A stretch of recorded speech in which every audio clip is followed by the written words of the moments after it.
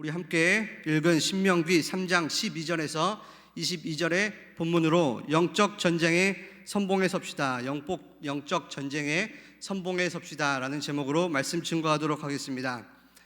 지금으로부터 약 130년 전에 지금의 이때와 같이 우리나라에도 콜레라와 천연두 등 각종 전염병들이 창궐했던 때가 있었습니다. 그때 우리나라는 지금처럼 의술이 뛰어나지도 않았고 또한 의료 체계도 매우 미흡했기 때문에 많은 사람들이 전염병으로 목숨을 잃어야 했습니다. 그래서 많은 사람들은 전염병의 그 두려움에 사로잡혀서 심지어 콜레라가 쥐로부터 시작되었다는 그 소문에 현혹되어서 쥐의 천적이 무엇이죠? 쥐의 천적인 고양이입니다. 고양이가 그려진 부적을 품에 안고 다니거나 때로는 이 고양이가 그려진 큰 부적을 대문 앞에다 붙여놓음으로 그 콜레라로부터 자신들을 보호하고자 했다고 합니다. 지금 보면 참 허술한 대책입니다. 이런 위기 때에 콜레라 퇴치에 선봉에 섰던 분들이 계십니다. 그분들이 바로 복음을 들고 우리나라에 파송된 기독교 선교사님들이었습니다. 당시 선교사들 가운데에 의료 선교사들이 아주 많이 있었습니다. 그래서 이분들이 주축이 되어서 콜레라 창궐 지역에 보호소를 설치하고 위생 수칙을 발표하고 또한 세균학 강의를 통해서 이 콜레라 퇴치에 선봉해서 열심히 사역을 했다고 합니다. 이때도 지금처럼 거리두기가 있었습니다. 지금은 저희가 이제 서로 2m씩 거리두기를 하고 있는데 이때의 거리두기는 어떤 거였느냐? 우물과 하수구의 거리두기였습니다. 그러니까 우물과 하수구가 거리가 너무 가까우니까 위생적으로 너무 안 좋았던 거죠. 그래서 선교사님들이 우물과 하수구의 그 거리두기를 실제로 시행했었다고 합니다. 그래서 이러한 거리두기, 위생을 깨끗이 해줌을 통해서 서방 세계의 도움을 받아서 현대의학으로 콜레라 퇴치를 위해 헌신하였습니다. 선봉에 서서 복음을 위해 헌신한 선교사들의 사역과 하나님의 은혜로 우리나라는 가까스로 지긋지긋한 그 콜레라 전염병으로부터 보호받을 수 있었다고 합니다. 모세가 이끄는 이스라엘 민족 공동체는 가데스 바네아의 사건으로 인해 찾아온 광야 38년간의 아픔을 딛고 겨우 약속의 땅이 바라다 보이는 그러한 모압 평지에 도착을 했습니다. 이제 그들에게는 고생 끝에 낙이 온다라는 말처럼 보였습니다. 그러나 가지 많은 나무에 바람 잘 날 없다는 말처럼 그들에게도 위기가 찾아왔습니다. 첫 번째 위기는 모세와 관련된 문제입니다. 모세는 출애굽의 마지막 관문이자 가장 중대한 그 정복 전쟁을 목전에 두고서 하나님의 명령에 따라 그 땅에 들어갈 수 없게 되었습니다.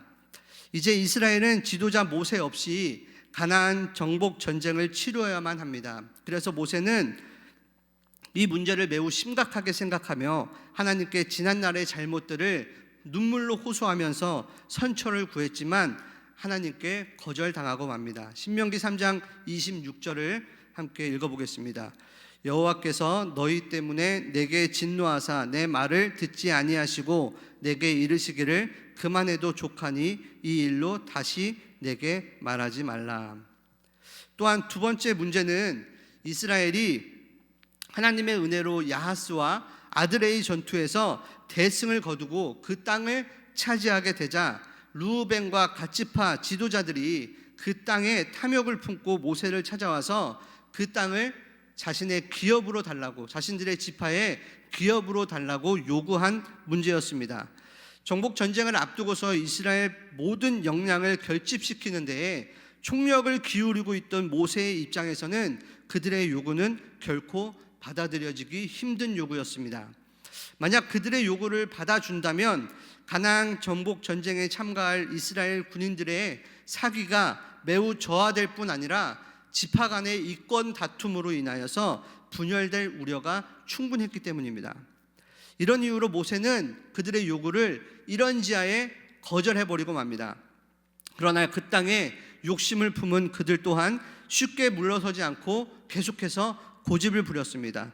그래서 모세는 이 문제를 놓고 하나님께 간절히 기도합니다. 그러자 하나님께서 그에게 한 가지 묘책을 가르쳐 주었는데 모세는 그 묘책을 하나님의 응답으로 알고 그들에게 제시합니다. 그것은 요구하는 땅을 기업으로 줄 테니 이곳에 머무르지 말고 그 받은 땅에 머무르지 말고 군인들은 무장하여 가나안 정복 전쟁에 참가해야 하는데 이 정복 전쟁에서도 가장 위험한 선봉에 서라고 그들에게 이야기합니다.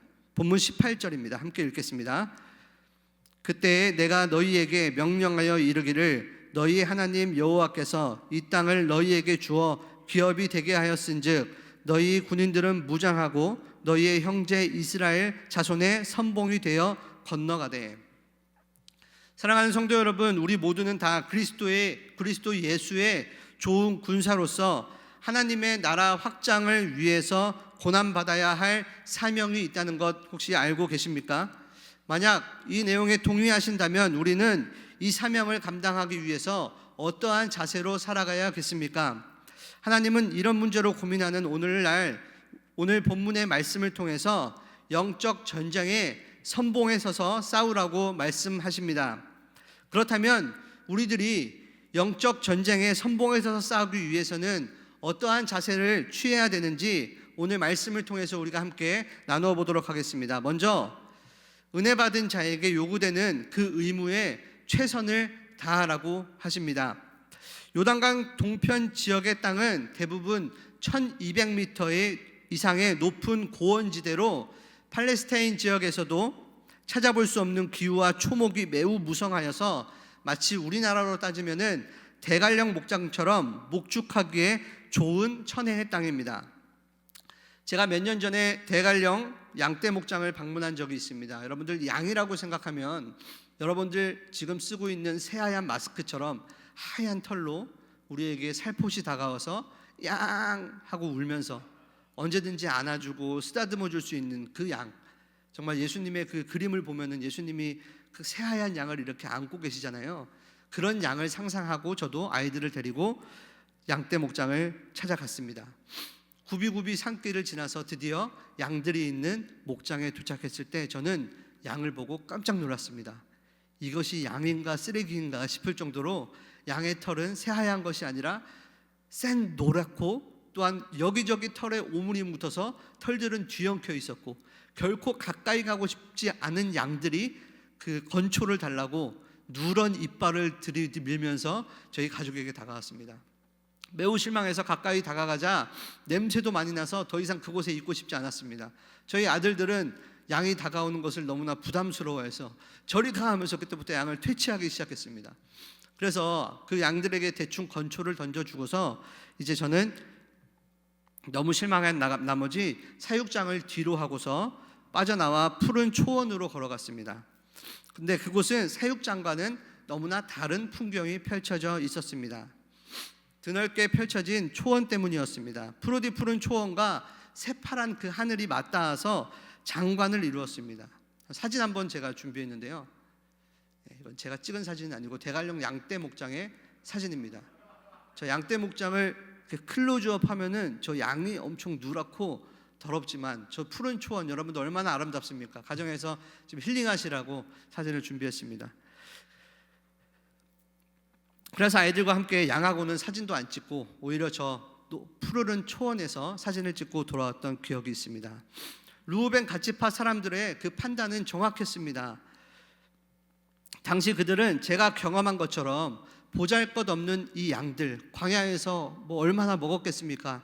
삐짝 꼴아 있는 그러한 양들을 본 것이 아니라 그 양들을 살찌우게 할 만한 그런 드넓은 초원과 또한 알맞은 그런 고산지대의 기후를 보았습니다.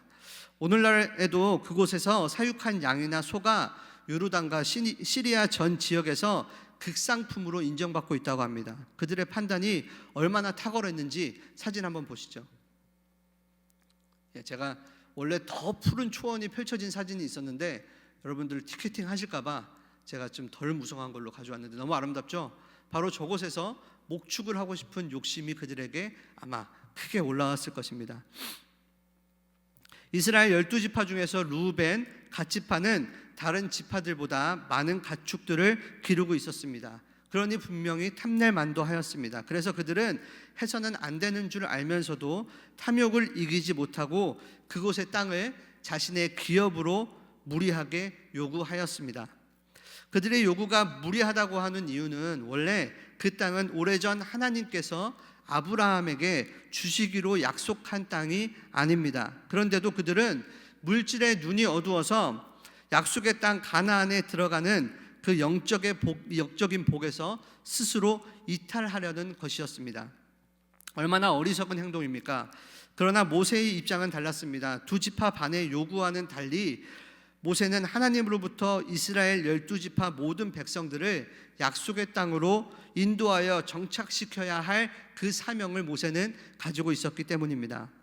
모세의 고민이 깊어질 수밖에 없었습니다. 받은 사명을 온전히 이루기 위해서는 그들을 설득시켜서 어떻게든 그들을 설득시켜서 데리고 들어가야 하고, 또한 그것에 실패한다면 자신의 뒤를 이을 후계자가 큰 부담을 주게 되면 물론 전쟁에 참가하는 군인들은 큰 불만을 품고 사기가 크게 저하되는 정복전쟁에 큰 차질을 빚을 수 있었기 때문입니다. 그래서 모세는 이 문제를 슬기롭게 해결하기 위해 하나님께 기도했습니다. 그래서 두 지파 지도자들이 요구한 대로 그 땅을 그들에게 기업으로 주었습니다. 대신에 가나안 정복 전쟁을 시작할 때 목축하기 좋은 땅을 기업으로 받은 대가로 그들의 가족과 가축들은 동편 땅에 그대로 남겨두고 두 지파 반의 군사들도 이 서편 전투에 참가하되 가장 위험한 선봉에 서라는 것입니다. 19절입니다. 너희에게 가축이 많은 줄 내가 아노니 너희의 처자와 가축은 내가 너희에게 준 성읍에 머무르게 하라. 문제를 일으킨 요단강 동편의 땅은 두 지파만의 노력으로 획득한 땅이 아닙니다. 하나님의 지시로 따라 이스라엘 12지파의 공동 노력으로 의해 선물 받은 땅임이 분명합니다. 그러므로 이 땅은 어느 특정 지파만이 차지할 수 있는 땅이 아닙니다. 이스라엘 12지파 모두 그 땅을 차지할 권한이 있었습니다. 그런데 르우벤 갓지파는 이런 원칙을 깨고 자신들에게만 기업으로 달라고 요구한 것입니다. 이런 연유로 모세는 그들의 요구를 들어줄 수가 없었습니다. 왜냐하면 그것은 특정 지파에게 특혜를 주는 불공평한 처사였기 때문입니다. 그러면 왜 그들이 받게 될 유익이 무엇이기에 특혜가 될 수밖에 없었을까요? 첫째로 가족들과 그들이 기르는 가축에 대한 안전의 문제입니다. 이스라엘이 정복 전쟁을 치러야 할 땅은 요단 동편이 아니라 요단 서편입니다. 그러므로 동편 땅을 기업으로 받게 될 그들은 가축과 가족들을 전쟁의 피해를 입지 않은 상태에서 안전하게 생활할 수 있게 할 수 있었습니다. 그러나 나머지 9개 지파들은 가축들과 가족들을 모두 데리고 그 정복 전쟁에 참여해야 됩니다. 전쟁이 발발할 때 가축들과 가족들을 안전한 곳에 머무르게 한다 해도 굉장히 위험하다는 것은 여러분도 너무나 잘 아실 겁니다. 두 지파는 이러한 안전함을 보장받기를 원했던 것입니다. 둘째로 요단 동편의 땅의 가치입니다. 두 지파가 요구하는 동편 지역의 땅은 목축을 하기에 아주 이상적이고 가치 있고 좋은 땅이었습니다. 두 지파가 유독 가축이 많았을 뿐이지 다른 지파들이 가축이 없지는 않았습니다. 여러분들 어느 누구가 아까 그 사진 속에 보았던 그러한 푸른 초목에서 자신의 가축을 키우고 싶지 않은 마음이 있었겠습니까? 가축이 많은 지파라 할지라도, 또한 가축이 적은 지파라 할지라도 모두가 그 뺏상 마른 자신의 가축들을 마음껏 먹이고 기르고 싶은 마음은 동일했을 것입니다. 바로 이러한 누구나 탐낼 만한 땅이라는 것입니다. 놀라운 특혜임이 분명합니다. 그런데 12절에 보면 알로엘에서부터 길르앗 산지 절반과 그 성읍들을 르우벤 자손과 갓 자손에게 주고, 또한 13절에 길르앗의 남은 땅과 옥의 나라였던 아르곳 온 지방 곧 바산으로는 내가 므낫세 반 지파에게 주었노라. 이러한 특혜를 요구했던 르우벤 지파와 갓 지파뿐만 아니라 13절에 보면은 므낫세 반 지파도 이 땅을 받게 됩니다. 므낫세 반 지파는 청원을 하지 않았음에도 불구하고 이 땅을 받게 되는데, 아마도 그들은 야하스와 에드레의 전투에서 큰 공을 세웠기 때문에 모세가 포함시켜 그 땅을 기업으로 준 것 같습니다. 바로 이렇게 해서 르우벤 지파, 갓 지파, 므낫세 반 지파가 이러한 놀라운 특혜를 받았습니다. 그만큼 특혜에 따르는 의무도 그들에게 동시에 주어지게 되는 것입니다. 그 의무는 정복전쟁을 치르는 과정을 통해 은혜 받은 자로서 대가를 지불하라는 지시를 받게 된 것입니다. 이처럼 공평하신 하나님은 많이 받은 자에게는 많은 것을 요구하는 분이십니다. 그러므로 하나님으로부터 그리스도 예수의 좋은 군사로서 부름받은 우리들은 항상 이 점에 유의하여 부족한 중에도 은혜를 입은 사람답게 그에 합당한 의무와 책임을 다해야 하는 줄 믿습니다. 누가복음 12장 48절을 우리 함께 읽어보겠습니다. 알지 못하고 맡은 일을 행한 종은 적게 맡으리라. 무릇 많이 받은 자에게는 많이 요구할 것이요 많이 맡은 자에게는 많이 달라 할 것이니. 여러분들은 하나님으로부터 많이 받은 성도입니까? 아니면 적게 받은 성도입니까?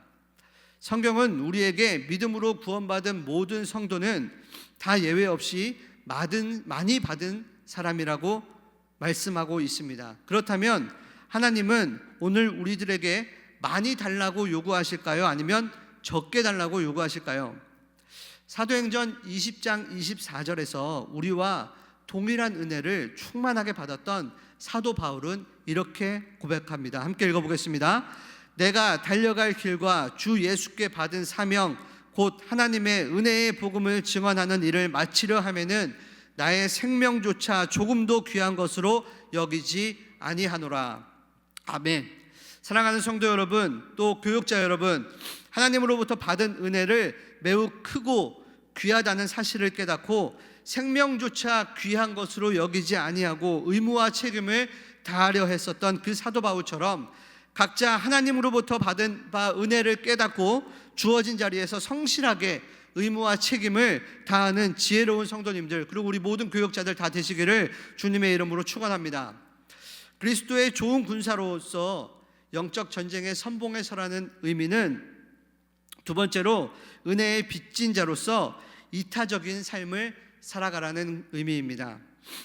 하나님께서 모세를 통해 동편 땅을 기업으로 달라고 요구하는 두 지파 반에게 명령한 이 선봉에 서라는 말 속에는 요단강 동편 좋은 땅을 양보한 다른 지파들에게 은혜의 빛을 줬다는 마음가짐으로 항상 그들에게 섬김을 받고자 하는 것이 아니라 섬기는 자세로 살아가야 됨을 의미해 주고 있는 것입니다. 본문 20절 함께 읽어보도록 하겠습니다. 여호와께서 너희에게 주신 것 같이 너희 형제에게도 안식을 주시리니 그들도 요단 저쪽에서 너희 하나님 여호와께서 그들에게 주시는 땅을 받아 기업을 삼기에 이르거든 너희는 각기 내가 준 기업으로 돌아갈 것이니라.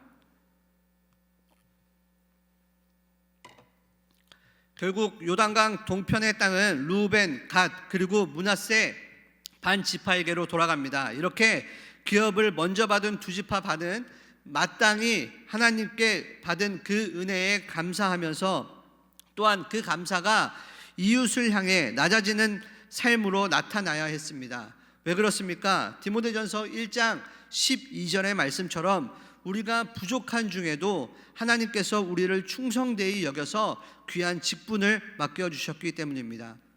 그래서 하나님께서 모세를 통해 르우벤, 갓, 므낫세 반 지파 사람들에게 하나님과 다른 형제 지파들에게 받은 바 그 은혜를 결코 잊지 말고 가장 위험한 자리이지만 전쟁터의 그 선봉에 서서 싸우되 특정 기간에만 일시적으로 싸우는 것이 아니라 가나안 전복 전쟁을 승리로 이끌고 그들이 그곳에서 기업을 받아 안식을 취할 수 있을 때까지 그들이 두 지파 반에게 한 것처럼 끝까지 그들을 위해 헌신적으로 섬김으로 은혜의 빛을 갚으라는 것이었습니다.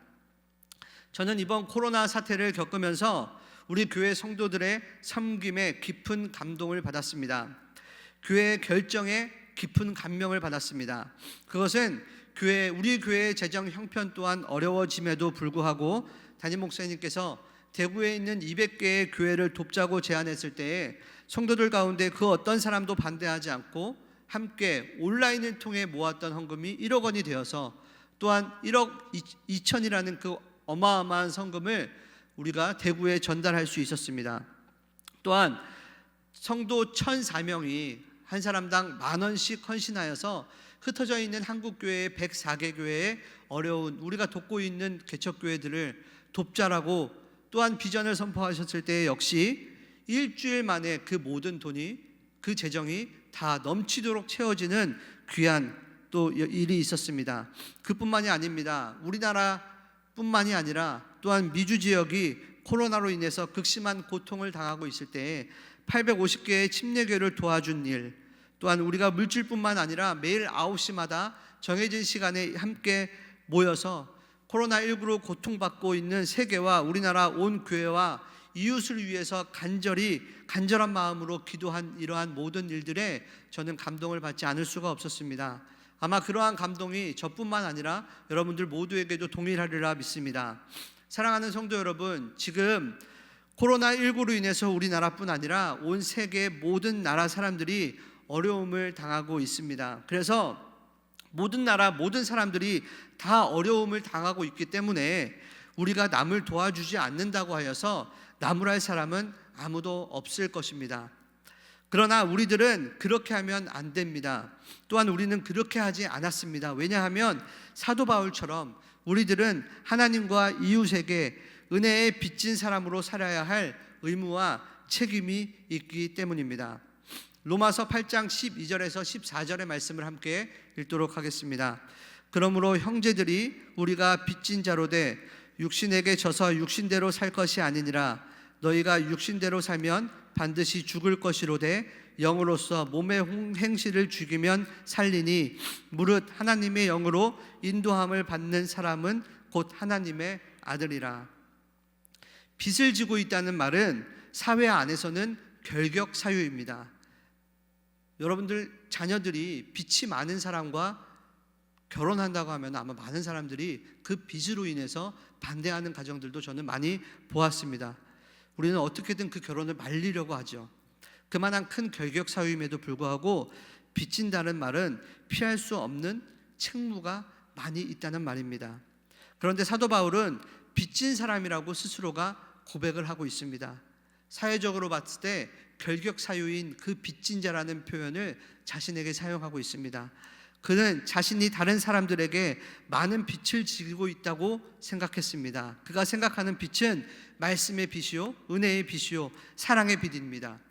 그는 많은 빚을 진 자라고 생각했기 때문에 이런 빚들을 갚기 위해 강하고 또 강해지려고 노력했습니다. 그래서 그런 이유로 어려운 환경에서도 말씀을 선포하기에 게으름을 피우지 않았고 할 수 없는 상황에서도 그 영혼 구원의 빚을 갚기 위해서 목숨을 바칠 수 있었던 것입니다.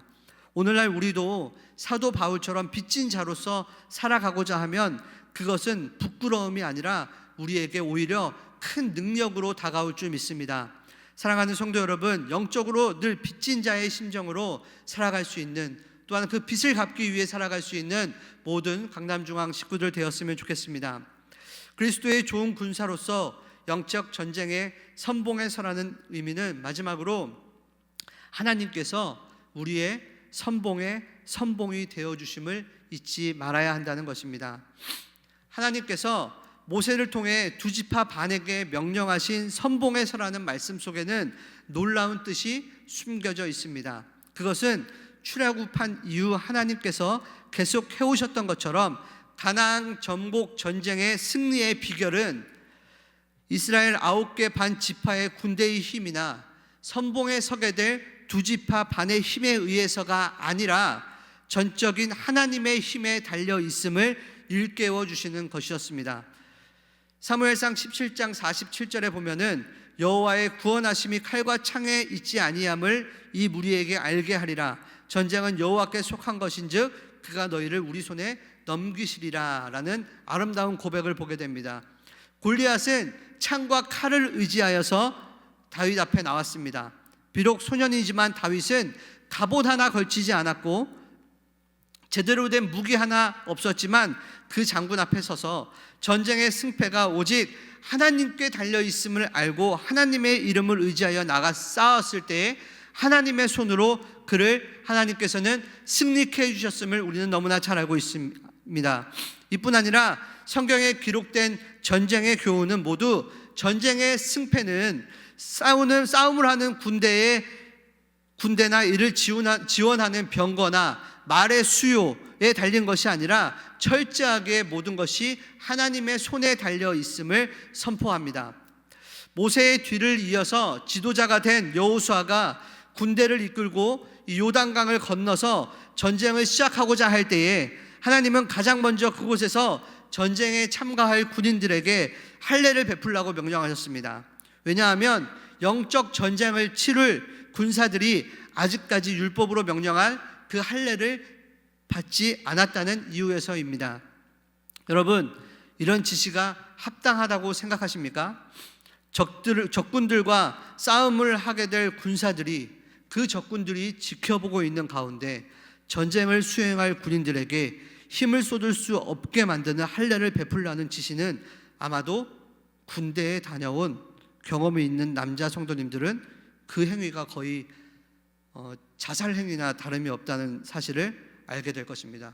여러분들, 우리 국가대표 축구 선수들이 일본에 가서 축구 경기를 하러 이제 모든 그 출발 준비를 끝내고 출발하려고 하는데, 여러분들 모두 병원에 가서 수술을 받고 출발하십시오라고 한다면 어느 선수가 병원에 기꺼이 따라갈 수 있는 선수가 있겠습니까? 그것과 같이 엄청난 잔인한 자살 행위와 같은 그런 힘든 명령이었습니다. 그런데 더 이상한 것은 이 모든 것을 그들도 잘 알고 있었던 이스라엘 최고 사령관 여호수아가 전혀 토를 달지 않고 그 지시에 따라 그곳에서 할례를 시행했다는 것입니다. 어떻게 이런 일이 가능했을까요? 그것은 그렇게 하라고 지시하신 하나님이나 지시에 따라 할례를 시행한 여호수아나 그리고 모든 장병들이 다 전쟁의 승패는 사람이나 무기의 수요에 달려있는 것이 아니라 하나님께 달려있음을 광야의 수차례 전투와 요단 동편 지역 야하스와 야드라의 그 전투를 통해서 눈으로 똑똑히 보고 경험했기 때문입니다.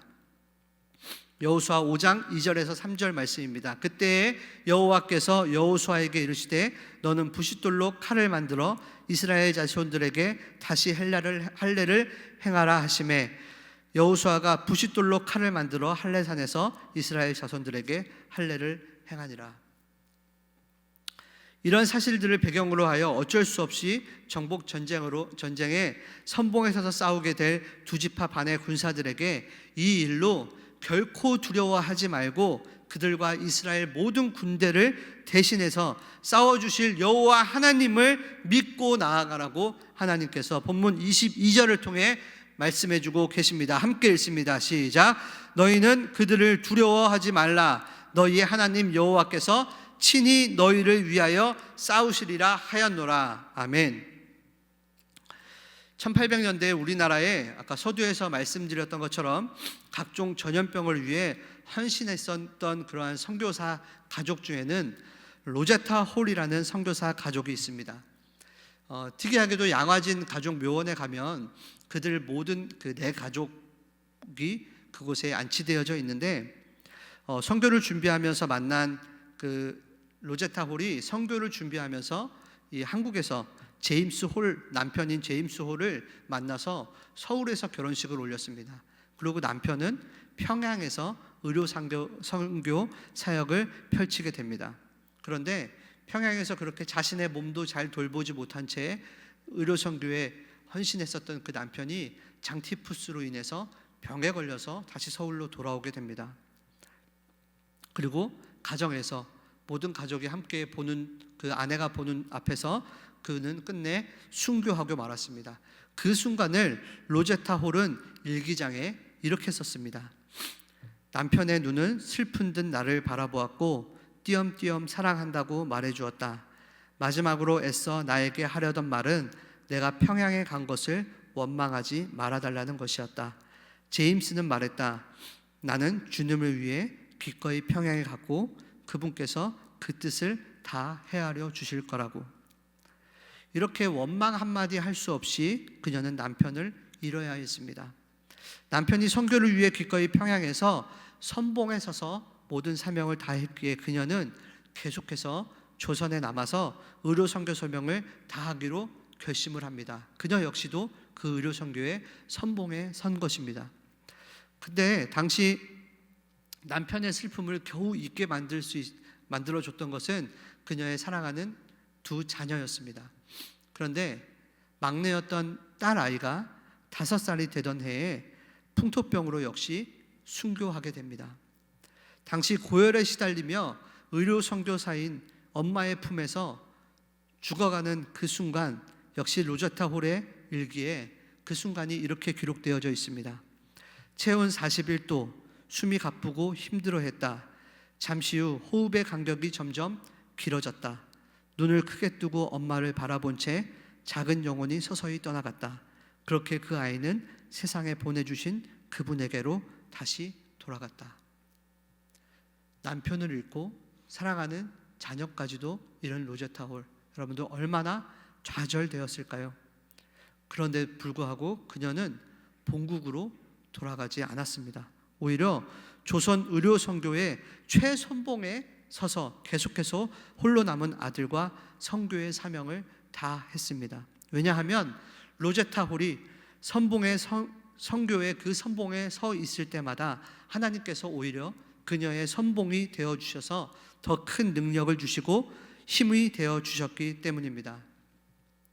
사랑하는 성도 여러분, 이번 코로나19 사태를 겪으면서 깨달은 은혜가 무엇입니까?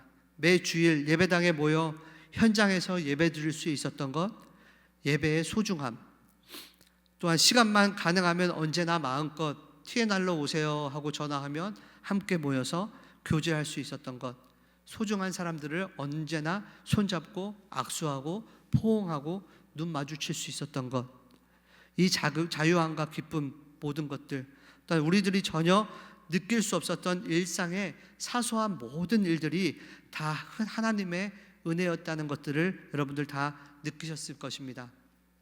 그렇습니다. 우리 모두는 다 하나님의 은혜가 아니면 잠시 잠깐도 자유롭게 숨을 쉬거나 움직일 수 없는 연약하고 부족한 존재입니다.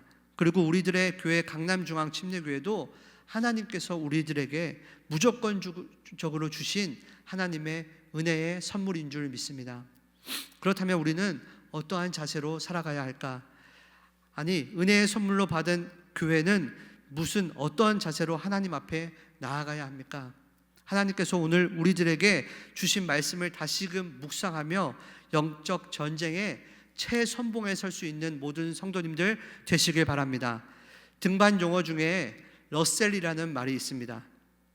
제설차를 만든 미국 제조회사의 이름을 딴 용어입니다. 덮인 산을 지날 때 러셀의 역할은 눈이 가득 덮인 그 산을 지날 때 이 러셀의 역할은 무엇이냐? 가장 선두가 되어서 그 눈을 헤쳐나가면서 길을 뚫는 것입니다. 남들보다 체력이 몇 배로 소모되고 굉장히 위험한 일이기 때문에 이 등반하는 사람들에게 러셀은 한 명이 있지 않습니다. 3-4명이 계속해서 체력이 떨어지면 반복해 가면서 그 러셀의 위치를 감당하게 됩니다. 그런데 이렇게 힘들고 위험이 도사리고 있는 자리가 러셀임에도 불구하고 러셀에게만 주어지는 아주 놀라운 특혜가 있습니다. 바로 그것은 다른 사람들보다 먼저 정상을 밟는 것입니다. 꼬린 지점에 가장 먼저 도착하게 되는 엄청난 특혜를 그들은 누리게 됩니다. 선봉에서는 일은 쉽지 않습니다. 그러나 우리 교회가 영적인 전쟁에 최선봉에 서기로 다짐하고 기꺼이 그 자리에 설 때에 하나님의 구원을, 하나님의 능력을, 우리를 위해서 싸우시는 주의 손을 가장 먼저 느끼면서 승리의 기쁨을 누리는 그러한 교회가 될 줄 믿습니다. 여러분들, 그 주인공의 자리로 여러분들을 초대하고자 합니다. 우리 모두 영적 전쟁에 선봉에 서서 승리를 향해 진군하는 그리스도의 강한 군사가 되기를 주님의 이름으로 축원합니다. 이 시간 함께 찬양하기 원합니다. 보라 너희는 두려워 말고라는 찬양입니다.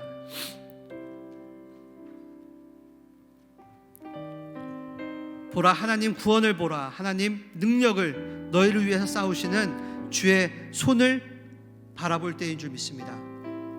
이 시간 우리 함께 찬양합니다. 보라 너희는 두려워 말고, 보라 너희를 인도한 나를, 보라 너희는 지치지 말고, 보라 너희를 구원한 나를, 너희를 치던 적은 어디 있느냐, 너희를 억누르던 원수는 어디 있느냐. 믿음으로 고백합니다. 보라 하나님 구원을, 보라 하나님 능력을, 너희를 위해서 싸우시는 주의 손을 보라. 보라 하나님 구원을, 보라 하나님 능력을, 너희를 위해서 싸우시는 주의 손을. 우리 한 번 더 찬양하겠습니다. 보라 너희는 두려워 말고, 보라 너희는 두려워 말고, 보라 너희를 인도한 나를, 보라 너희는 지치지 말고, 보라 너희를 구원한 나를, 너희를 치던 적은 어디 있느냐, 너희를 억누르던 원수는 어디 있느냐. 선봉에 서기 원하는 우리에게 하나님 말씀하십니다. 하나님 구원을, 보라 하나님 능력을, 보라 하나님 능력을, 너희를 위해서 싸우시는 주의 손을 보라. 보라 하나님 구원을, 보라 하나님 능력을, 너희를 위해서 싸우시는 주의 손을 보라 하나님 구원을, 보라 하나님 구원을, 보라 하나님 능력을, 너희를 위해서 싸우시는 주의 손을 승리를 선포하며 두 손을 들고 찬양하겠습니다. 보라 하나님 구원을, 보라 하나님 능력을, 너희를 위해서 싸우시는 주의 손을 보라. 오늘도 우리가 영적의 선봉에 서서 그 치열한 전투에서 싸우고자 할 때에 러셀과 같이 우리의 앞길을 먼저 선봉에 서서 헤쳐나가시며 우리에게를 평안케 하여 주시고 승리를 약속하신 그 하나님께 이 시간 다 같이 주여 한번 크게 외치고 통성으로 기도합니다. 주여 하나님 감사합니다. 오늘도 우리가 하나님의 손을 의지하며 나아갑니다. 우리에게 구원을 보라 말씀하시는 하나님, 하나님의 능력을 바라보라 말씀하시는 하나님, 하나님께서 오늘도 우리에게 능력을 더해주시고 영적인 하나님의 강력한 집회와 모든 성도들에게 하나님의 능력의 능력을 더하셔서 하나님의 놀라운 구원의 손을 경험하며 승리하는 모든 성도를 될 수 있도록 주님 도와주시옵소서. 보라 하나님 구원을 보라 하나님 능력을 너희를 위해서 싸우시는 주의 손을 보라. 하나님 아버지 감사합니다. 오늘도 저희가 주의 사자의 말씀을 통해 큰 은혜를 받았습니다. 하나님, 오늘도 저희가 숨쉬고 살아 이 자리에 예배하는 것은 우리 앞서 주님께서 싸우고 계시고 일하고 계시고 그 모든 싸움에서 승리하셨기 때문임을 저희는 고백합니다. 하나님, 또 이 시간에 우리 한 사람 한 사람을 위해서 믿음의 지체들이 또 서로의 현장에서 싸워주며 선봉에 서 있는 그 사랑과 그 은혜 때문에 우리가 오늘도 주님 앞에 살아 숨쉬는 줄 믿습니다. 하나님, 지난 2달 동안 코로나와 싸우면서 우리 사역자들이 성도들을 위해 선봉에 서서 열심히 싸우고, 하나님, 우리 성도들의 사업에, 가정에, 건강에 하나님 대로가 막히지 않게 해달라고 러셀로 하나님 최선을 다해 기도하며 부르짖었고, 또 우리 성도님들은 각자의 삶의 현장에서 땀 흘려 수고한 그 열악한 환경에서도 주께서 허락하신 것을 힘을 다해 헌금하고 참여함으로 많은 교회들을 돕고 살리는 일에 또 선봉에 서서 최선을 다했습니다. 서로가 서로에 앞서 길을 터주고 서로가 서로에게 힘이 되어주고 서로를 살려달라고 하나님 앞에 부르짖고 기도한 덕분에 우리 강남중앙교회 지난 코로나의 기간에도 늠름하게 일어서서 주신 사명 잘 감당하게 하시니 주님 감사합니다. 이 모든 것의 은혜가 그 모든 사람들 앞에 주님께서 우리 앞서 걸으시고 싸우시고 이기셨기 때문임을 고백하고 하나님 앞에 이 모든 영광을 감사로 올려드립니다. 하나님, 오늘도 수요일 날 예배하며 은혜 받은 우리 사랑하는 모든 강남중앙 권속들 가정에, 하나님 사업에, 건강에 행하는 모든 일들 가운데 주께서 크신 은혜와 복을 허락하여 주시옵소서.